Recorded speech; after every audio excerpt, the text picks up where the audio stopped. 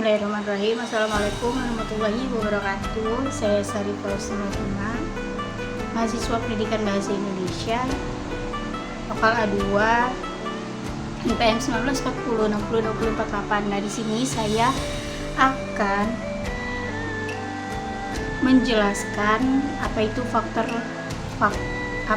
folklore lisan dan bukan lisan dari adat Jawa. Nah, tradisi lisan ini adalah pengetahuan dan adat kebiasaan yang secara turun-temurun disampaikan secara lisan yang mencakup tidak hanya cerita rakyat, mitos, dan legenda, tetapi juga dilengkapi dengan sejarah, hukum adat, dan pengobatan.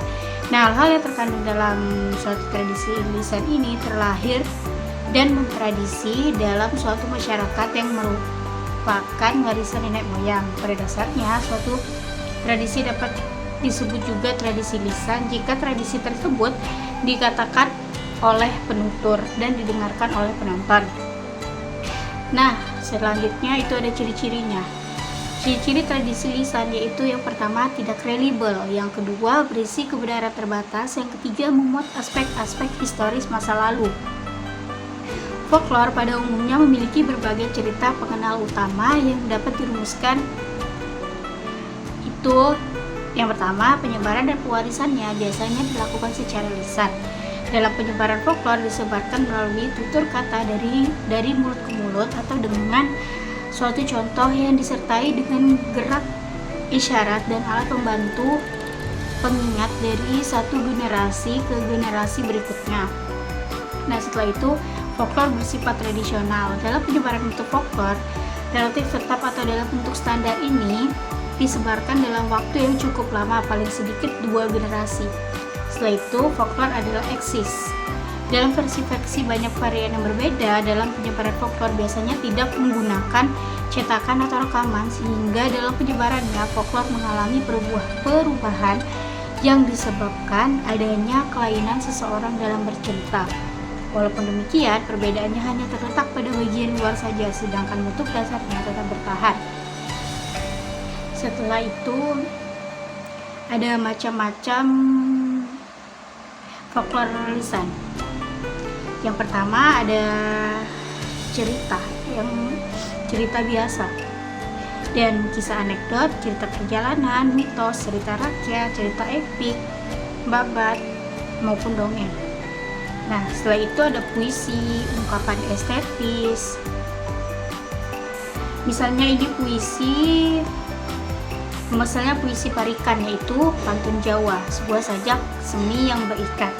Nah, ada juga contoh puisi tembang, itu dari adat Jawa yang puisinya yang terikat oleh aneka aturan seperti tembang gede dan macapat. Setelah itu ada ungkapan estetis, contohnya mutiara kata, peribahasa, isbat, dan ramalan. Setelah itu juga ada teka-teki. Nah, teka-teki dalam adat Jawa ini contohnya ada wangsalan, sandi asma, sengkalan, dan cengkariman puistisis. Setelah itu ada pertunjukan rakyat, contohnya ada drama, guyon, atau nyanyi dalam adat Jawa. Ada guyon makron, lawak, dan dagelan.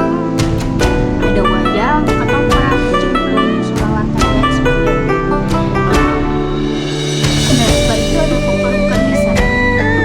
Folklore bukan lisan adalah folklore yang bentuknya bukan lisan, walaupun pembuatannya diajarkan secara lisan. Kelompok besar ini dibagi menjadi 2 subkelompok, yakni material dan yang bukan material.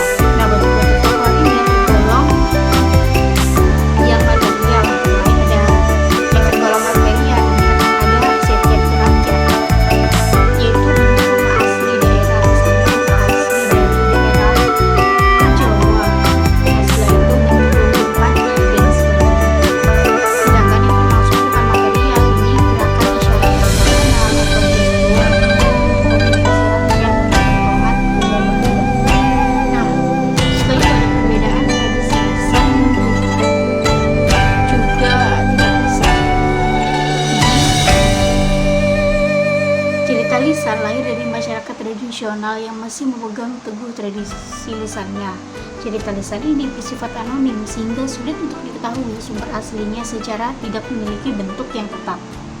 Cerita lisan sebagai mana besar dimiliki oleh masyarakat tertentu yang digunakan sebagai alat untuk menggalang rasa ketidakkawanan dan alat untuk memperkuat nilai-nilai sosial budaya dan berlaku dalam masyarakat tersebut.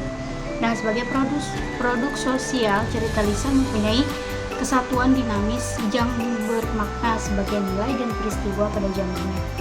Mungkin ya, itu saja yang dapat saya sampaikan. Kurang lebihnya mohon dimaafkan. Assalamualaikum warahmatullahi wabarakatuh. Terima kasih.